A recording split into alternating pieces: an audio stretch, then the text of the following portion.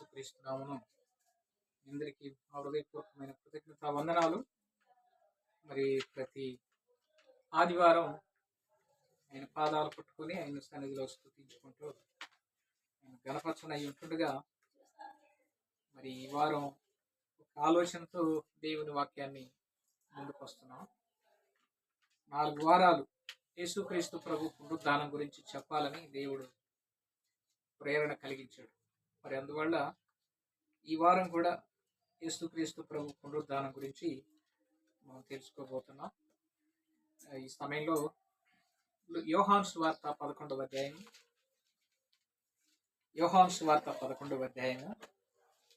25-26 వచనాలు చదువుకొని ప్రభువును స్తుతించుకున్నాం. యోహాను సువార్త 11వ అధ్యాయం 25-26 వచనాలు. అందుకు యేసు, పునరుద్ధానమును జీవమును నేనే.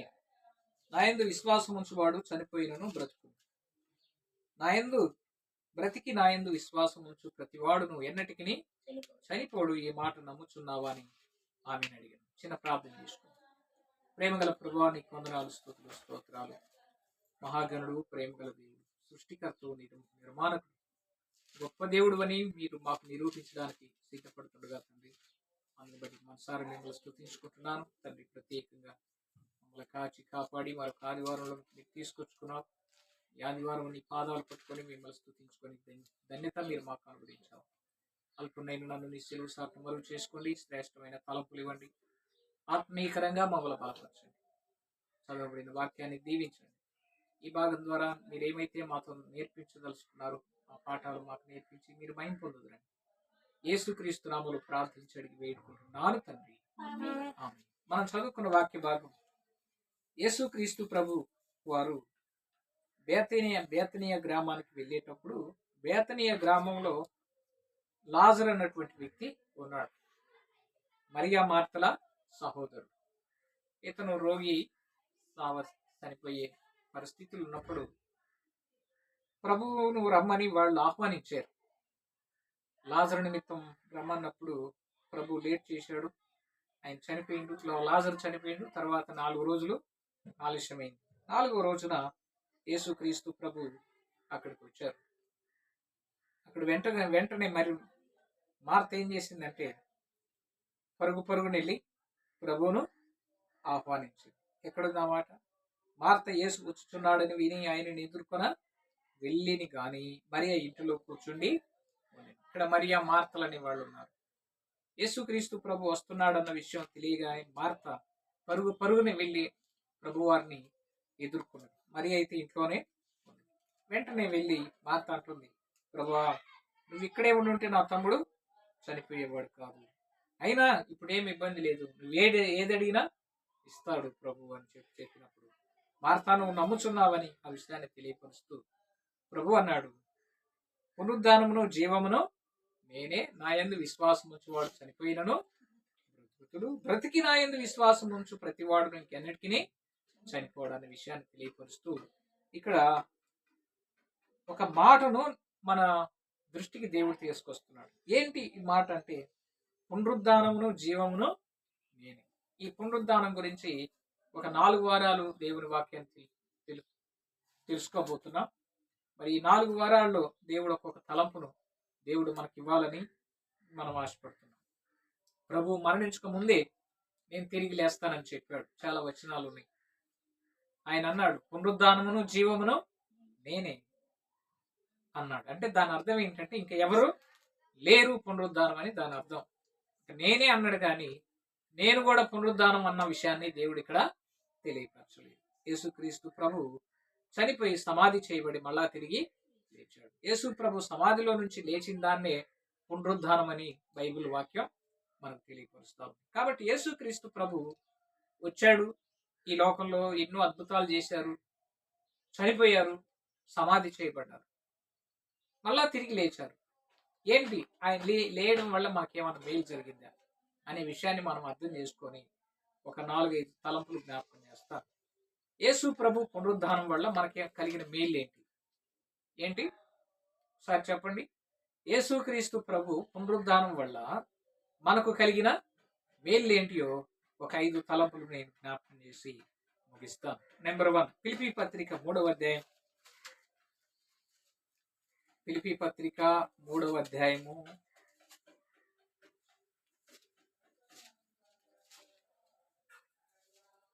ఫిలిప్పీ పత్రిక 3వ అధ్యాయము 10వ వచనాన్ని చదువుతున్నాను.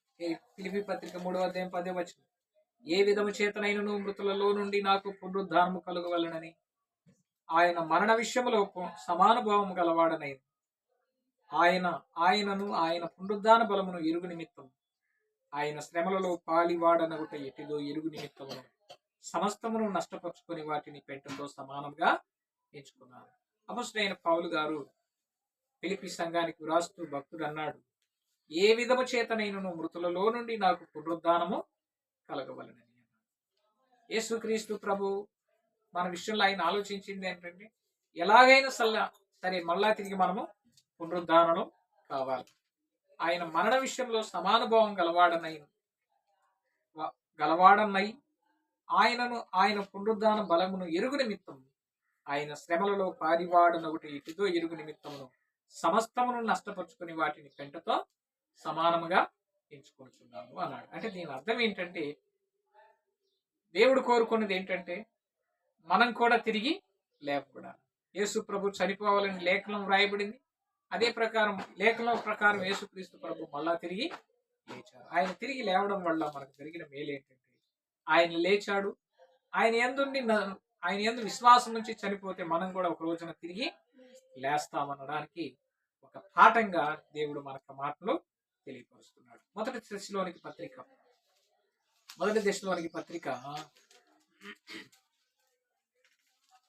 4వ అధ్యాయం 16వ వచనం ఏమంటాడంటే, మొదటి దశలోనికి పత్రిక 4వ అధ్యాయం 16వ వచనం. ఆర్భాటముతోనూ ప్రధాన దూత శబ్దముతోనూ దేవుని బూరతోనూ పరలోకము నుండి ప్రభు దిగివచ్చును.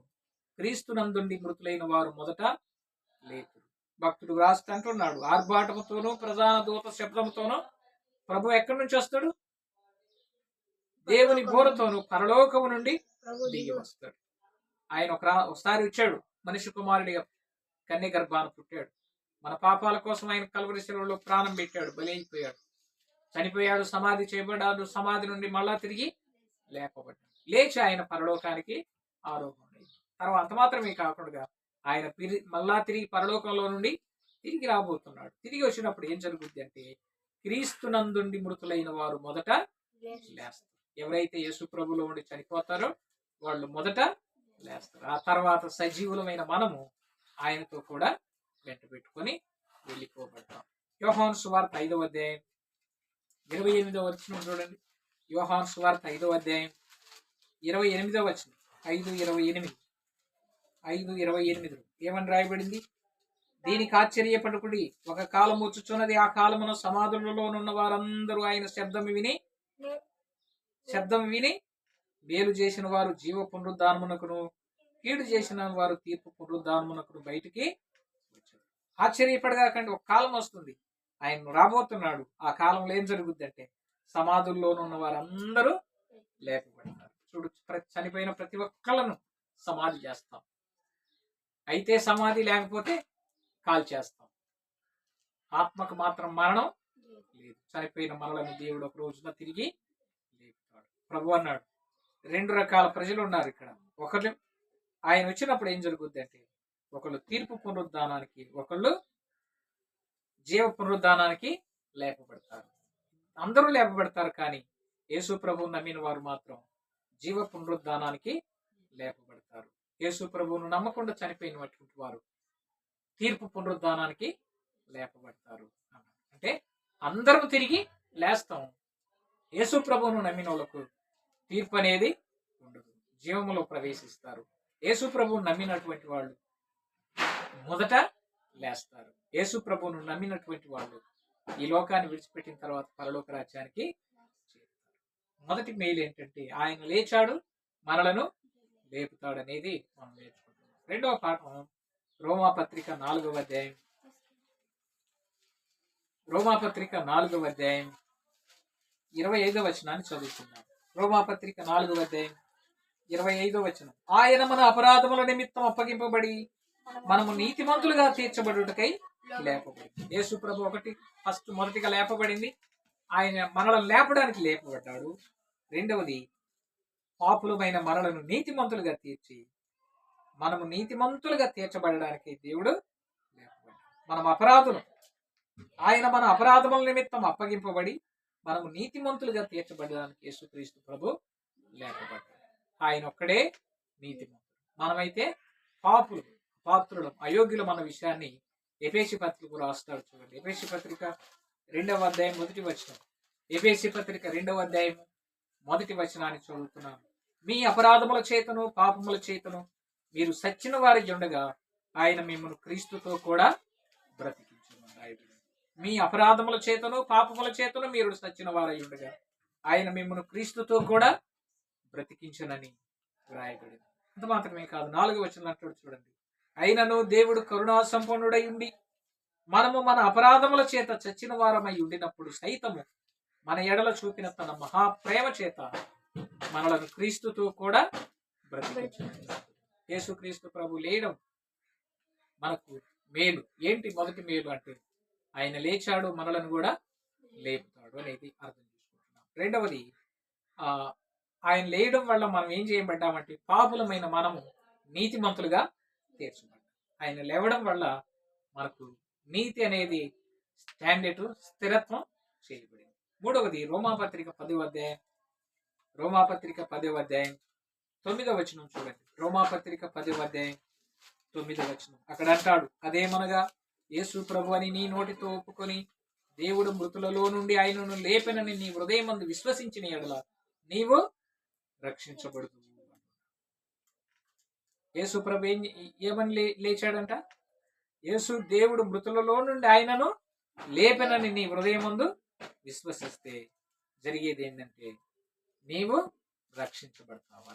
యేసు ప్రభు తిరిగి లేవడం వల్ల మనకు జరిగిన మూడో మేలు ఏంటంటే మనకు రక్షణ జరిగింది.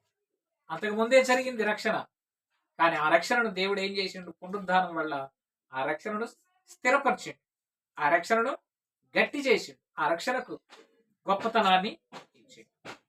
కాబట్టి క్రైస్తవులకు రక్షణ స్థిరపరచబడింది యేసు ప్రభు లేవడం వల్ల. ఎన్ని విషయాలు చెప్పాను? 3 విషయాలు. నెంబర్ 1 వచ్చి ఆయన లేచాడు, మనల్ని లేపుతాడు.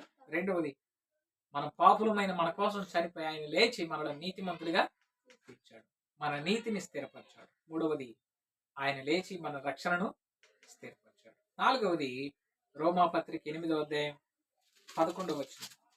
రోమాపత్రిక 8వ అధ్యాయం 11వ వచనం ఏమని రాయబడింది? మృతులలో నుండి యేసును లేపిన వాని ఆత్మ మీలో నివసించిన ఎడల మృతులలో నుండి క్రీస్తేసును లేపిన వాడు చావునకు లోనైన మీ శరీరములను కూడా మీలో నివసించుచున్న తన ఆత్మ ద్వారా జీవింప చేయుచున్నాడు. మృతులలో నుండి యేసును లేపిన వాని ఆత్మ మీలో నివసించిన ఎడల అంటే పరిశుద్ధాత్మ మనలో నివసించడం వల్ల మనకు జరిగింది ఏంటంటే మృతులలో నుండి క్రీస్తేసును లేపిన వాడు చావునకు లోనైన మన శరీరాలను కూడా దేవుడు నివసింపజేస్తున్నాడు. మన శరీరాలు చావునకు లోనైన మన శరీరాన్ని దేవుడు ఏం చేస్తున్నాడు? జీవింప చేస్తున్నాడు. ఆత్మ ద్వారా మనలను జీవింపజేస్తున్నాడు. మనం చనిపోవాల్సిన మనం ఎప్పుడో ఎగిరిపోవాల్సిన. ఒక చోట అంటాడు కదా, మన బ్రతుకు నీటి మీద బుడగలాంటిది. నీటి మీద బుడగ వస్తుంది అంటే ఎంతోసేపు ఉండదు, తప్పును పగిలిపోతుంది. మన బ్రతుకు ఆవిరి లాంటిది. మనం ఏదైనా పదార్థం అన్ని వండేటప్పుడు, పాలు కాసేటప్పుడు, అన్నం వండేటప్పుడు ఆవిరి వస్తుంది, ఎక్కడి నుంచి పైకి వస్తుంది అంతవరకు కనిపించదు. మన బ్రతుకు కూడా అలాంటిది. అయితే దేవుడు కనికరించి మనల్ని కాపాడి ఈ లోకంలో కాపాడుతున్నాడు. రోమాపత్రిక 5వ అధ్యాయం 5వ వచనం. రోమాపత్రిక 5వ అధ్యాయం 5వ వచనం అంటాడు, ఎందుకనగా ఈ నిరీక్షణ మనలను సిగ్గుపరచదు, మనకు అనుగ్రహింపబడిన పరిశుద్ధాత్మ ద్వారా దేవుని ఆత్మ మన హృదయంలో కుమ్మరింపబడి ఉన్నది అన్నాడు. అర్థమవుతుంది? ఎందుకనగా ఈ నిరీక్షణ మనలను సిగ్గుపరచదు, మనకు అనుగ్రహింపబడిన పరిశుద్ధాత్మ ద్వారా దేవుని ప్రేమ మన హృదయంలో కుమ్మరింపబడి. పరిశుద్ధాత్ముడే మనలను కాపాడుతున్నాడు, పరిశుద్ధాత్మ దేవుడే మనలను బలపరుచుకుంటున్నాడు, జీవింపజేస్తున్నాడు, మనకు తన యొక్క భద్రతను మనకు అనుగ్రహిస్తున్నాడు. కాబట్టి ఆత్మ ద్వారా దేవుడు మనలను బలపరుచుకుంటున్నాడు అన్న విషయాన్ని తెలుసుకుంటున్నాడు. చివరిగా ఐదవది చెప్పి నేను ముగింపు చేస్తున్నాను. ఐదవది మొదటి కొరింథీ పత్రిక 5వ అధ్యాయం 15వ అధ్యాయం. మొదటి కొరింథీ పత్రిక 15వ అధ్యాయము 55, 56, 57 3 వచనాలు చదువుకున్నాం. మొదటి కొరింథీ పత్రిక 15వ అధ్యాయం 55 నుంచి చదువుతున్నాం. ఓ మరణమా నీ విజయం ఎక్కడ? ఓ మరణమా నీ ముల్లెక్కడ? మరణపు ముళ్ళు పాపము, పాపమునకున్న బలము ధర్మశాస్త్రమే. అయినను మన ప్రభు అయిన యేసు క్రీస్తు మూలముగా మనకు జయం అనుగ్రహించుతున్న దేవునికి స్తోత్రము కలుగునుగాక. అంటే దీని అర్థం ఏంటంటే, భక్తుడు రాస్తున్నాడు, ఓ మరణమా నీ విజయం ఎక్కడ? మరణానికి విజయం ఎక్కడుంది? అది జయించాలని ప్లాన్ చేసింది మరణం, కానీ యేసు ప్రభు దగ్గర మరణం ఓడిపోయింది. అందుకే అన్నాడు 2వ వచనం, ఓ మరణమా నీ ముల్లెక్కడా? పోయిన వారం చెప్పాను కదా, ముళ్ళు అనేది ఒక్కసారి విరిచేస్తే ఇంకా అది మళ్ళా మనకు పుచ్చుకునే అవకాశం ఉండదు. కందిరీగ ఉంది అనుకోండి, మన మధ్యలోకి వచ్చింది, ఒకళ్ళను కుట్టింది. అదే కందిరీగ కుట్టి ఒక వ్యక్తిని కుట్టి అయిపోయిన తర్వాత మళ్ళా మిగతా వ్యక్తిని కొట్టదు. ఎందుకంటే ఆల్రెడీ అది మన శరీరంలో ముళ్ళు విరిచింది. ముళ్ళు విరవబడిన తర్వాత కుట్టే అవకాశం ఉండదు. పూర్వకాలం మేము చిన్నపిల్లలప్పుడు చెప్పులు లేకుండా నడిచేవాళ్ళు. ఏమన్నా ముళ్ళు గుచ్చుకుంటే పెద్దలు ఏం చేస్తారంటే ఆ ముళ్ళును ఇలా ఇరిచి పడేస్తారు. ఎందుకు ఇరుస్తున్నావని నేను అడిగితే ఆయన చెప్పిన మాట ఏంటంటే, ఆ ముళ్ళును ఇరిచేస్తే ఇంకా అది ఇంకొకరికి పుచ్చుకునే అవకాశం ఉంది. యేసుక్రీస్తు ప్రభు కూడా మన పాపాల కోసం మరణాన్ని జయించాడు. మరణం మన మీద ఏలుబడి చేయాలనుకుంది, కానీ దేవుడు ఏం చేశాడంటే మరణాన్ని ఓడించాడు. మరణపు ముళ్ళును మనకు జయమిచ్చాడు. మరణం మీద మరణాన్ని జయించాడు యేసుక్రీస్తు. ఆయన పునరుద్ధానం అవడం వల్ల మనకు జరిగింది ఏంటంటే మరణం మీద జయమిచ్చాడు. ఆయన పునరుద్ధానం వల్ల మనకు జరిగిన మేలు ఏంటంటే మరణపు ముళ్ళు విరోబడింది. దేవుడు జయించాడు, మనలను జయింప చేస్తాడు. చూడండి, యోహాను సువార్త 16వ అధ్యాయం 33వ వచనం. యోహాను సువార్త 16వ అధ్యాయం 33వ వచనం. ఏమన్నాడు? నా యందు మీకు సమాధానము కలుగునట్లు ఈ మాటలు మీతో చెప్పుచున్నాను.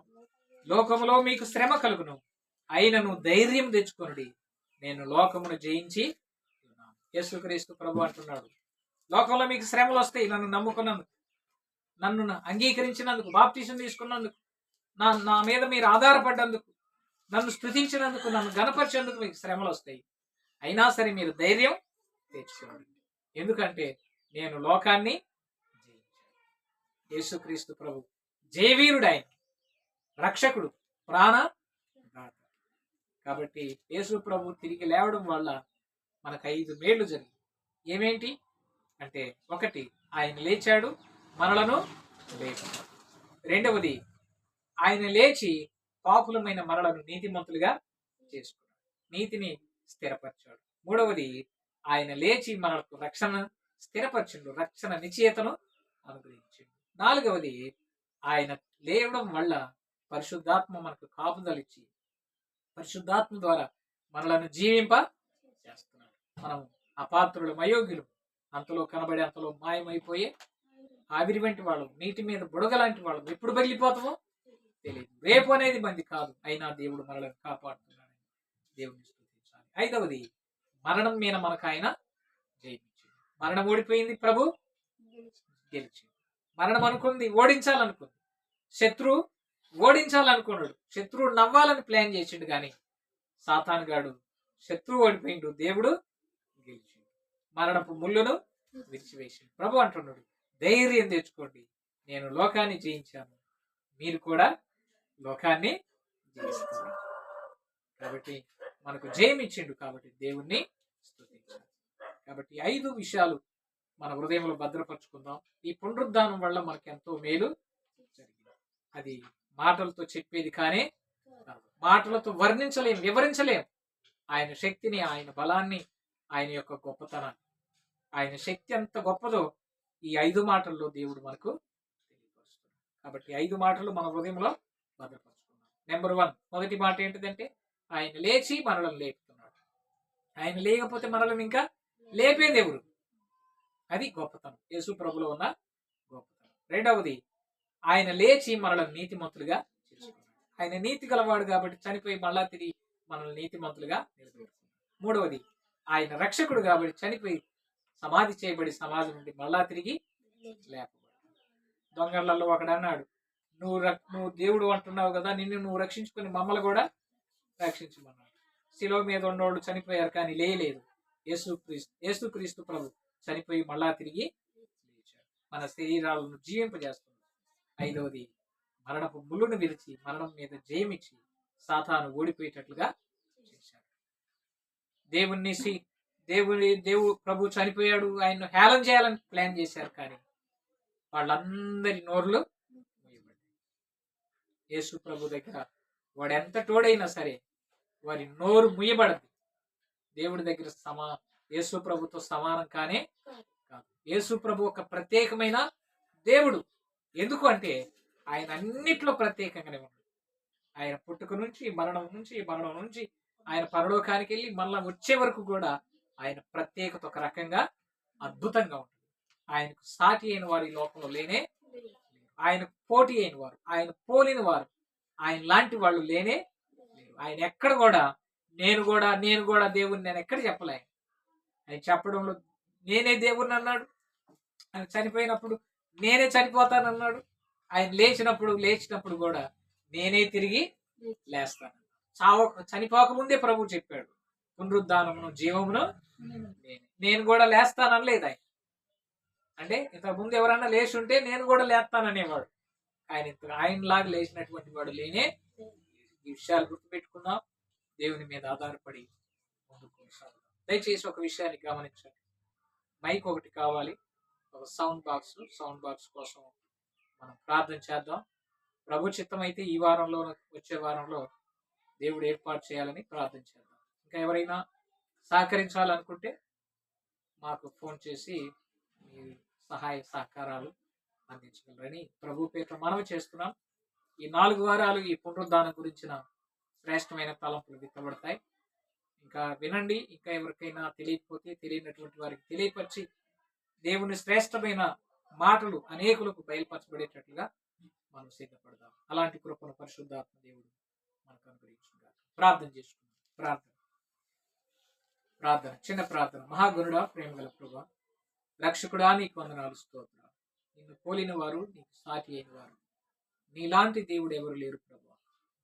మరణాన్ని జయించి తిరిగి లేచిన దేవుడు, మరణించక ముందే మరణిస్తానని తెలిపిన దేవుడు, మరణించిన తర్వాత తిరిగి లేస్తానని చెప్పిన దేవుడు, తిరిగి లేచిన తర్వాత పరలోకానికి ఆరోహణుడైతూ మళ్ళా తిరిగి నేను వస్తానని తెలియపరిచిన దేవుడు, నేను వచ్చే రాకడకు యుద్ధాలు, భూకంపాలు, కరువులు, నైనా శత్రుత్వాలు, వ్యతిరేకతలు ఎదురవుతాయని చెప్పారు.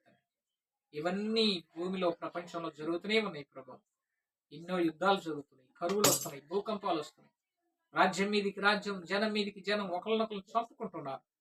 ఇవన్నీ నీ చిత్తానుసారంగానే జరుగుతున్నాయి ప్రభా. మీరు ఆకడుకు తండ్రి, మీరు చెప్పిన విషయాలన్నీ జరుగుతున్నాయి. ఇప్పటికైనా ప్రజలు నేను నమ్మాలని మీరు కోరుకుంటున్నారు, మీరు ఆశిస్తున్నారు, నీ వైపు తిరగాలని, నిన్ను మాత్రమే సేవించాలని, నువ్వు ఒక్కడవే దేవుడు అని మీరు మాకు బయలుపరుస్తూ వస్తున్నారు. ప్రతి మాటను బట్టి మనసారా మేము స్తుతించుకుంటాం. ఈ దినానికి మీరు మమ్మల్ని సిద్ధపరచు. ఈ వాక్యాన్ని ఇచ్చినందుకు నీకు వందనాలు చెల్లించుకుంటాం. యేసుక్రీస్తు మహిమ కలిగిన నామమున స్తుతించి ప్రార్థించి వేడుకుంటున్నాను. Praise lord.